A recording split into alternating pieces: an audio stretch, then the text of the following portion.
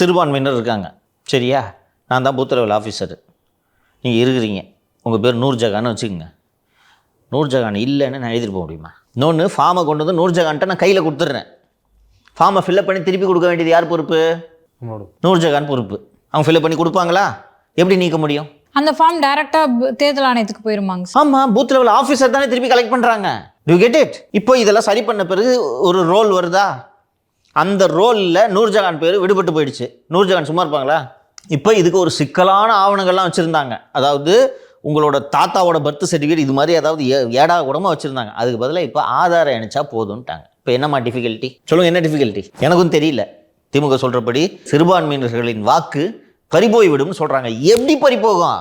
ஒரு பூத்துக்கு 30 பேரை போட்டு வச்சுருக்கீங்களே நீங்கள். இப்போ 10க்கு செயற்குழு உறுப்பினர்கள், பொதுக்குழு உறுப்பினர்கள் எல்லாரும் இறக்கி விட்ருக்கீங்க. ஒரு ஓட்டு கூட போகக்கூடாதுன்னு சொல்கிறீங்க. எப்படி போகுன்றேன்? எப்படி நீக்க முடியும் தேர்தல் ஆணையம்? ஏன்பா அது தேர்தல் ஆணையமே இல்லைப்பா, பிஜேபி ஆணையமே வச்சுக்கப்பா, எப்படிப்பா நீக்க முடியும்? அப்படிலாம் நீக்கினா கோர்ட் அணுக்கிடுறாங்க சார். கோர்ட் அணுகிறதுக்கு வேண்டாமா? ஏடிஎம்கே பூத் லெவல் ஏஜென்ட் இருக்காங்க, டிஎம்கே பூத் லெவல் ஏஜென்ட் இருக்காங்க.